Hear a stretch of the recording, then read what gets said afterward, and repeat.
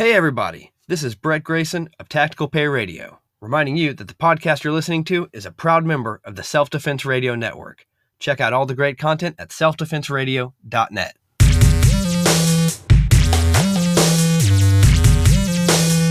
Welcome to Unload and Show Clear, the podcast about all things IDPA.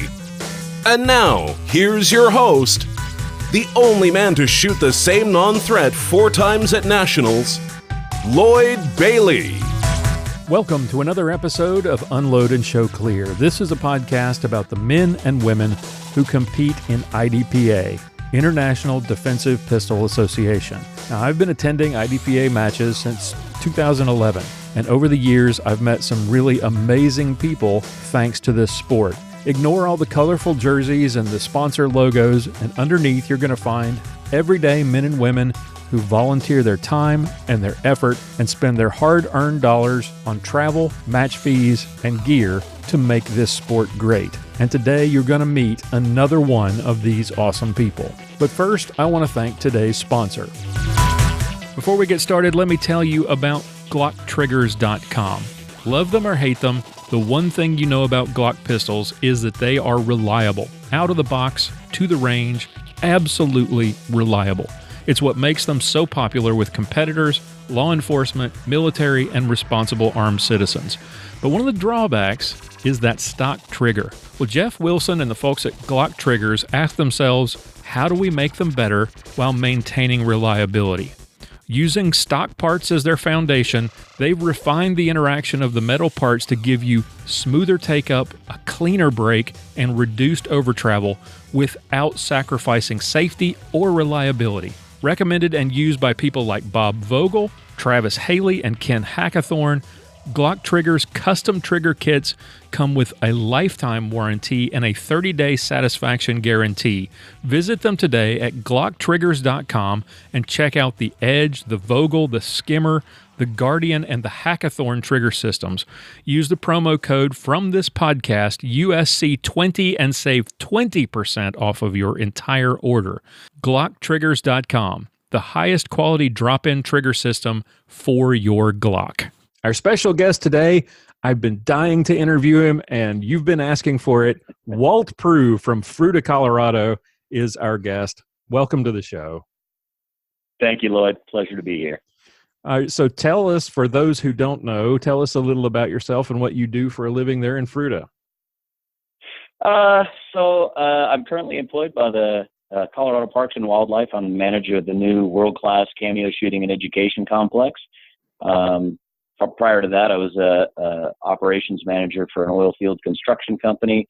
And of course, I've been a longtime competitive shooter in IDPA and USPSA and various other things prior to that. So are you Colorado native? No, I grew up in Western Oregon, timber culture, rainy towns and long winters. We moved here in 2006, partly to escape the rain and for the political climate as well. Yeah. Yeah, we won't go into the politics. Thank you. That is a whole other episode for the other podcast. Yeah. Sure. So, growing up in Oregon, what was your exposure to guns? Where did the interest in guns come from? I think it's in my DNA. My father was an avid hunter and fisherman and outdoorsman. And so I started off at an early age, like most kids in the country. I grew up with a BB gun across the handlebars and that natural progression into hunting and so forth. And in my early to mid 20s, I was exposed some to competitive shooting, but it wasn't as available. It wasn't as ubiquitous as it is now, of course. And I did some PCC competitions and some civilian marksmanship shooting with high power rifle and high power silhouette pistol type stuff. But that was the extent of it there. But certainly in the family atmosphere, I grew up shooting all the time. Right. What was the introduction to action shooting, action pistol shooting? I had been associated with it on the periphery, never really being involved, but knowing it was there. And my son, growing up as I did, as a gun enthusiast, mostly rifles when he was younger. But when he came of age, being 12-ish and getting into handgun stuff, he and I were visiting a locally owned gun shop and saw a flyer for IDPA, and I had a passing interest in that, and we decided to go out and watch a match. And me being me, I always jump in with both feet, so I figured we'll take a gun, and if they let us shoot, we'll shoot. So we started doing that, and within months we were in a world championship. So wow. So share memories from that very first match that you went out to watch. Did they let you shoot? And if not, what do you remember from the first local match that you actually competed in? So they did let us shoot. I didn't anticipate that they would probably let my son shoot because he was only 12 or 13 at the time, maybe barely 13. And I had taken a SIG 220 and 45 ACP and some not very good gear for competing with. It was more carry-based gear with retention and whatnot. And but I figured, I'm going to take it. And not only did they invite me to participate, but they said, how old's your kid? And I said, he's 13. Is that old enough? And they said, well, it is today. Let's go. So we actually traded gear, including my belt, which was an interesting fit on him at the time. And it was just an amazing, amazing group of people. They were extraordinarily welcoming for my son and myself both. And it was early, if I recall, early to mid-February here in Colorado. So it was, certainly below freezing. There may have even been a skip of snow on the ground, but, we shoot year-round here regardless. And we jumped in with both feet and competed in every local match and all the surrounding matches. We were shooting 3 weekends a month in Western Colorado here. So we jumped right in. It was a wonderful welcoming. How long you said within months you were shooting a world championship. How long before you decided, hey, I want to try this sanctioned match thing? And what was that first match, and what do you remember? So while we were discussing, I was actually kind of doing the calendar thing in my head. We actually shot the Colorado State match within 3 or 4 months of starting. They had a Colorado State match at the time was very small. I think there was one master class shooter that was there that year, and that was Glenn Shelby. So we shot the Colorado State match that year, and it was actually the following summer that we went to the first inaugural world championship down there in Florida. Our experience at the first sanctioned match, it was just like our experience at the first local match. Everybody was great and just happy to be there. And, as is usually the case with IDPA, nobody really cares about what your division or classification is, and they're all helpful. And we were beginners still at the time, but my son and I both, as far as exposing ourselves to a new thing, we're just absolutely fearless. It's like, if they don't tell me I can't go, by golly, I'm going and I'm going to have a ball. And we did. So. And in the following years, you've gone from, jumping in with both feet to master class and sponsored shooter. What did it take? What was the effort like to bridge the gap from, first time shooter with the not so great equipment to where you are today? I'm almost embarrassed to say it just sort of happened. You can lie if you want to. First to back up, when I said that not so great gear, I certainly wasn't referring to the firearm, because the SIG 220 was a great platform. Oh, yes. It wasn't the most ideally suited to what I was wanting to get into, at least for me. I was referring mostly to my goofy snap leather mag carrier and my wannabe cowboy belt and the rest of that crap. But so the effort was, I don't know how to describe it other than really a labor of love. It never felt like we really worked at it that hard. Although, I mean, to be honest, I guess we did. We just didn't realize that we were, because we were so much enjoying what we did do. Mm-hmm. I can look back now that, we didn't really know what we were doing, but we knew we wanted to do something. And so, like, for example, if we did dry fire, reload practice, that sort of thing, I've got some old videos of my son doing reloads, and when his hands were too small and he had to use the other hand to push the mag release, and he was still just killing it because he was so excited to be doing it, Right. It was just full immersion, I guess. And, I say a labor of love because it meant that I spent every weekend, at least one day every weekend, with my young son, Mm-hmm. doing something that we really both enjoyed. And it was just a big adventure together that, I'm really fortunate that we stumbled onto that. So That makes me think it probably was more work than you realized, but you were having so much fun at it. And because you're doing it with your son, talk about that experience, because that is just, that's the future of our sport, is teaching our kids, our young sons and daughters, and getting them that excited in the sport. That's got to have made everything that you put into it. And like you said, you kind of make it sound like it just happened, but I bet it was a lot more work than you realized, and it was just so much fun that it didn't feel like work. I think you're right. It's he's 22 years old now, and about a week and a half ago he was 7. So I don't know what happened in between, but to say it was effortless, I'm sure is not the case, because we tend to gloss over the hard parts, the work, and I'm sure that that's exactly the case, as you mentioned, and we probably did work harder at it than we realized, and some of it's natural ability, but certainly you don't get there without working hard at it, and everybody can tell you that. But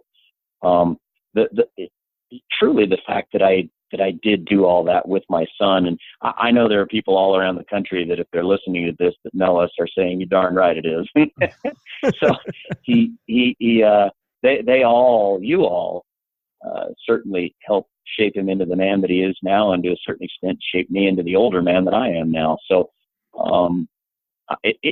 to look back, it's hard to say, if you have nothing to compare it to, how it would have gone otherwise. So, it just is what it is. I know what the journey was, but nothing to compare to. So it's like everybody does this. Yeah. So you two are now a part of an elite group. You not only did you become a member of Team Wilson Combat, but your son is a member as well. Talk about how that happened. What was that experience like? How did that happen? Are you ready for a story? I am. 2 weeks after we started that first IDPA match in that cold February back in 2010, my son broke his arm playing basketball. Oh. And the doctor that casted his arm invited us to bring in the gun that he was shooting with to allow him to form the cast to the gun so that he could continue to compete. This Dr. Quackenbush had been a longtime doctor up at Copper Mountain and had formed casts to fit ski poles. So he allowed us to bring the gun into his office, surreptitiously, of course, and he formed that cast to fit that gun. Well, I thought, wow, that's pretty cool. And so I took a lot of pictures. And then a young man that worked for me at the time was an airbrush artist. So he painted the Sig Sauer logo on it with blue flames and really did it up nice. And then I took pictures of that. And then I took pictures of a match that we shot the following weekend in a blizzard. And Austin thought, well, you know what, Dad, if I write a story about this, do you think they'd put that in that tactical journal thingy?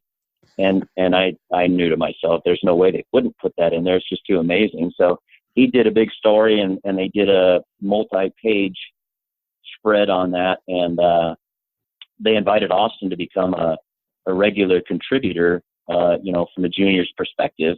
And he did that for a number of years. He actually had press credentials when we went to indoor nationals and so forth. And so he got to know you know, the Wilsons and so forth. And he actually wanted to go do an interview of Bill Wilson because Austin was a 1911 fan. We had switched over to 1911s, and he dreamed of shooting a Wilson Combat because it's, you know, one of the elite firearms. And so he said, you know, do you think Bill Wilson would let me interview him? And I said, well, he probably would, you know. And so I made a phone call and was connected through IDPA to Joyce Wilson. And, you know, she thought that was a great idea. And they actually invited us to come down and visit. And Austin did a great interview, and it ended up in Combat Handguns magazine.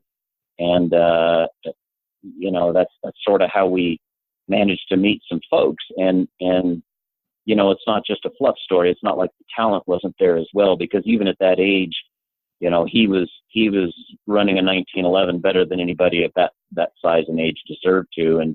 And that was his passion from then on. And, you know, it was like it was laid out, meant to be, that just sort of one thing led to another. And, you know, I like to think my kid's an honorable young man that's humble and earns what he gets. And he worked hard at becoming a good shooter, and he made Master with a match bump at the CompTAC event down in Crescent, Texas. And a couple of weeks later, he was invited to join the Wilson Combat Shooting Team, which is really, really, again, meant to be, because we've got photographs with him back at that World Championship in 2011 with his heroes of the time, you know, Glenn Shelby and Greg Martin, you know, the elite Wilson Combat shooters. And, you know, now he's standing and competing shoulder to shoulder with those guys. Talk about the team. How did you just become the honorable mention? Well, we'll bring the dad on too. Well, you know, it sort of feels that way. You know, there are a lot of pressing middle-aged fellas that, you know, that do a lot of shooting, and, you know, a whole lot of them are probably as good as I am. And you know, I like to think that I was invited because, you know, I've always believed in the brand, you know, whether it's Wilson Combat or it's any other brand that I truly believe in, you know, in any life endeavor. And so I was sort of a brand ambassador prior to being an official brand ambassador, and have always sort of considered myself a member of the Wilson Combat family. So, you know, I don't know. By and by, they just said, you know, we got a really cool letter from somebody thanking you for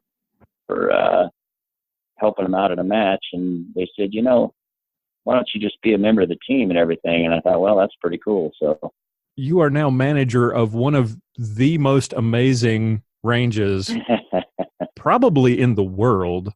Talk about how did that happen, and then give us a little bit of a taste of what it's like. You've described it to me, and it just absolutely blows my mind. Seeing the pictures in social media, it just looks like an absolutely amazing facility. How did that come about, and tell us what to expect if we can come to Cameo?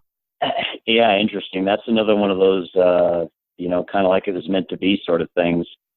About 6 years ago, my wife, Joan, found a little newspaper article that said, you know, Parks and Wildlife is looking to build a range over near Palisade.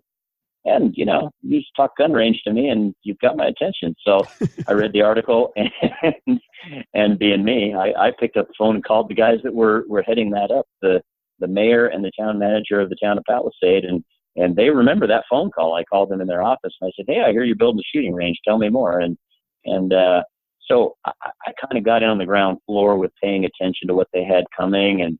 And when it came time to start revealing preliminary planning for it, they invited myself and a number of other high-level shooters and mid-level shooters and shooting club management to come to an open house to review their plans. And we had a lot of strong feelings and input regarding those plans. And, you know, that's just a polite way of saying it needed some work. And they invited me to put my money where my mouth was Fortunately for me, I had designed that range 20 different ways on Google Earth prior to even going to that open house. So I literally went home and just sent all my KMZ files to them.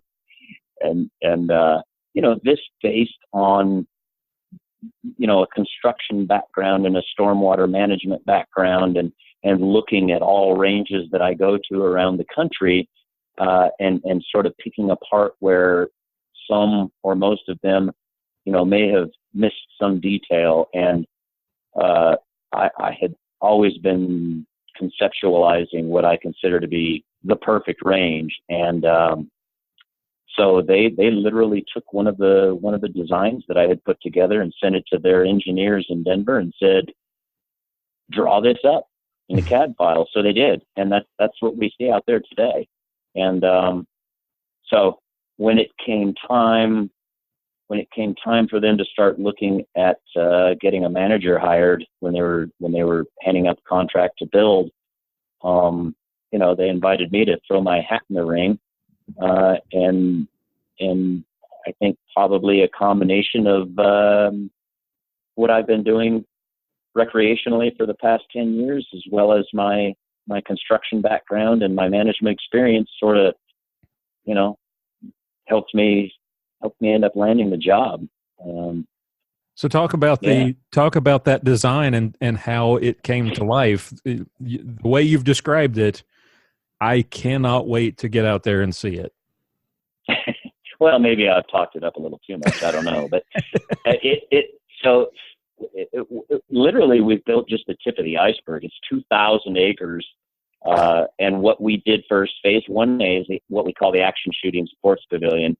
And it's 20 bays, 7 of which are public access bays, 4 pistol bays, 2 100-yard rifle bays, 1 200-yard rifle bay, and then 13 event bays that are used for, hosting events like Steel Challenge, IDPA, USPSA, multi-gun, law enforcement training, private trainers, and the bays are all very large. They're all graveled. It's all compacted gravel. It's sort of like running on pavement. Every single bay has Wi-Fi. We installed a state-of-the-art 10 gigabyte enterprise Wi-Fi network, which for any of you who are techies, 10 gig on an enterprise Wi-Fi network is absolutely monstrous.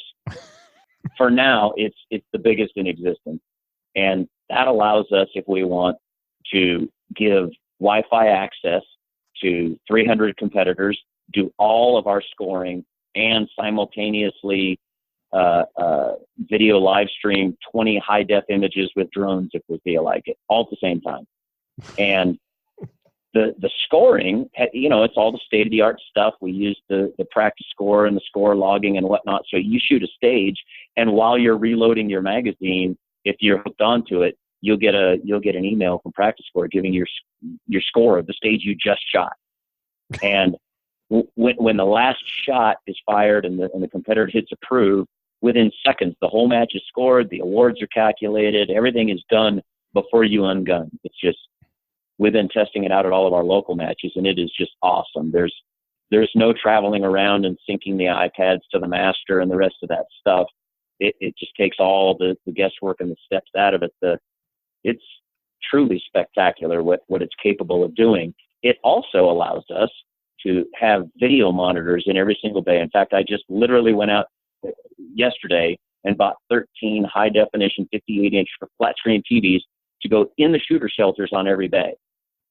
And, so our sponsors will literally be invited to send us media stories, whether it's a thumb drive or a card or an iPad with something recorded on it. So they literally can have it playing in a bay for the people that come in to shoot that stage. In fact, if they want, they could literally live feed in and talk to the people in the bay about their product and about the match, all because of that Wi-Fi system. We're actually kicking around the idea of putting a webcam on every single stage and making it available for people wherever they are to log on and watch every bay, every stage of the whole match. That is great. And imagine what we could do with that in promoting the sport.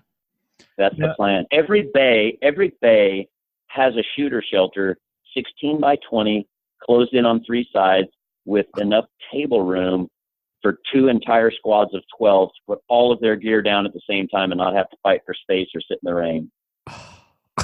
Oh, wow. Every single bay. Could have used some of that shelter last weekend at the Arkansas State. I knew it was only a matter of time till that came up. That's fantastic. So, and you guys hosted a major match last year. There's a story there too. I figured there would be. Tell us about how that came about and the preparation involved in putting that together, and then how it came off. The contractor was still in there doing dirt work and engineering, and it wasn't nearly finished. And we kind of had a pretty good idea when they'd be done. And so the local club here, the Action Pistol Group, decided, hey, you know what? Let's plan a match. Let's go ahead and plan a match. Well, the range isn't done yet. Should we wait till we have a range to shoot it on? It should be good. Let's do it. Let's plan that. Let's have a match. So we thought, let's just put together a little tier 2 match, and if we fall on our face, nobody will know, and we'll move on. And then we thought, well, we could probably do a tier 3. We could probably get enough people, and so literally 60 days out, we planned a state match, tier 3, and the club still had all of their stuff 20 miles away at another range. We did not have keys to the castle. 1 week before that state match, we still weren't in there. So in 1 week, we built and installed all the shooter tables, all the safety tables, assembled and put in all the bleachers, a set of bleachers at every single bay, all the signage, moved everything from the old range, coordinated, made stages. This club had never hosted a sanctioned match before, ever. So in 60 days, we put it all together, and with just a few notable glitches that are sort of common to every match, I think we pulled off a pretty good one. We ended up with people coming from 19 other states to compete in our match, and God bless them for coming. It brought tears to my eyes when I addressed the group, and everybody can vouch for that. To see all my ballistic brothers and sisters from around the country that I always had to go travel and see, here they are in my own backyard. It was awesome. And I have heard nothing, for all the craziness that it sounds like went into putting that match together, I've heard nothing but good things about that match. Well, it was either by good fortune or dumb luck, because 24 hours before the SOs shot, we didn't have a single stage nailed to the ground yet. Oh my God. Yeah. Oh my goodness. Yeah. And they were not simple stages. That's what I heard. Good grief. And that brings up another question, because you mentioned in a phone call when we were talking the other day that you and Austin are probably the most random shooters that will show up anywhere in the country. Talk about some of the places that you've gone and how you decide how do you guys decide what you want to shoot? Because it's still more than anything about, seeing my son develop as a man and as a shooter. So we look for not just what the match brings to us as pro shooters, but what the experience of going to this place is going to bring. We go down and shoot matches in South Louisiana and meet some great people, and my son gets to see Cajun culture. And in that case, you know what? We go there because it's South Louisiana, and I've always told him about what it was like when I was working down there. And you know what? We end up meeting some great people in South Louisiana, so we go back again the next year. It's mostly based on picking places that are going to be really interesting from a travel perspective. Mm-hmm. When he was younger, I'll tell you about the match haircuts. Some of the people out there know what I'm talking about, and they're laughing their butts off. But when Austin was younger, I always looked for things that would make the trip more compelling and educational and interesting. So the match was sort of secondary, and that kept him wanting to go. And part of that was we would develop these travel traditions, one of which was the match haircut. We would find, you know, as oddball of a barber shop as we could find. And usually it meant someplace that was sort of sketchy on the bad part of town. And that's it. Let's go get a haircut. And we picked some doozies, you know. There's Tony's famous barbershop. When we went to Indoor Nationals, we got haircuts there from Ralphie Diarco 7 years in a row. And he expected us every year during Indoor Nationals. And Suicide Jacks in Las Cruces and just the Korean place out by the Paul Bunyan Range in Renton, Washington, and just the amazing memories and experiences of finding these weird offbeat barbershops. And Austin loved it and looked forward to that. So the whole travel and match experience had at least as much to do, for sure, early on with the travel experience as much as the shooting experience. So as a result, we've ended up just, you know, picking cool places that we haven't been before and going there and meeting a whole new regional ballistic family that will visit again. That is very neat. I know, we're weirdos, right?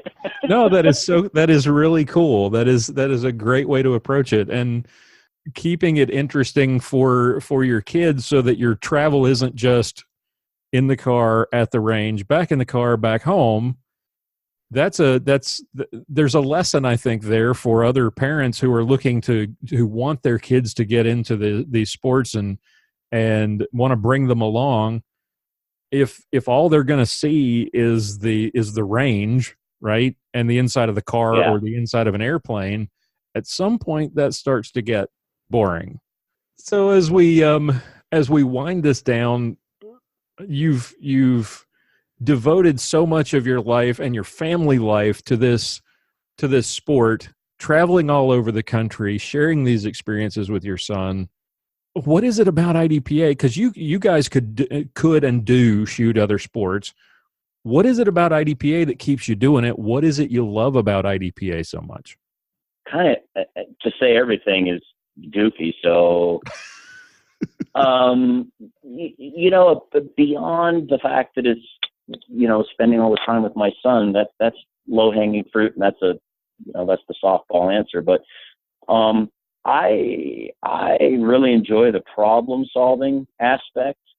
I enjoy sorting my way through a stage and figuring out the cleverest way to shoot it. I love the feeling, the exhilaration of shooting one and knowing, you know, that felt effortless. I didn't feel like I'd shot that fast. But without even looking, I know it was a zero down stage, and I know I had a smoking time. And when you know that you hit all the balance, it feels kind of too easy.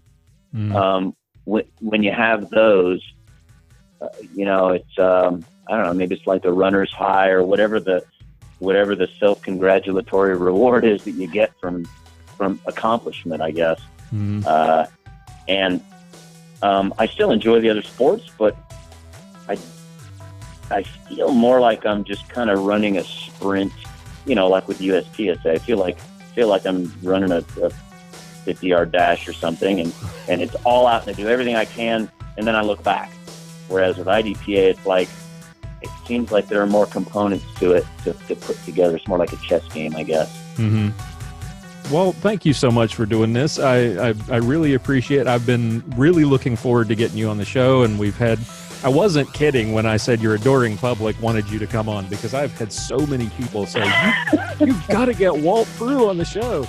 So I'm really honored that you took the time to do this. I look forward to seeing you soon on the range, and thank you for everything you're doing for the sport. And again, thank you for doing this. It's my pleasure. I wish I could do more, and you know, it's I that I'm grateful to you for having me on here. I feel blessed to be a part of everything. So. All right, I want to thank today's guest for coming on the show and sharing his story. He was very generous with his time, and the interview ran longer than normal. So if you would like to hear the full-length interview, join us on Patreon, and you'll get access to all the extra content. You could hear the rest of the interview, plus full-length interviews from guests like Bob Vogel and Julie Golub. Sign up for just $1 a month to support the show, and you get access to all the special episodes at unloadpodcast.com/extra. Thank you again for listening. Tune in again next time for another episode of Unload and Show Clear.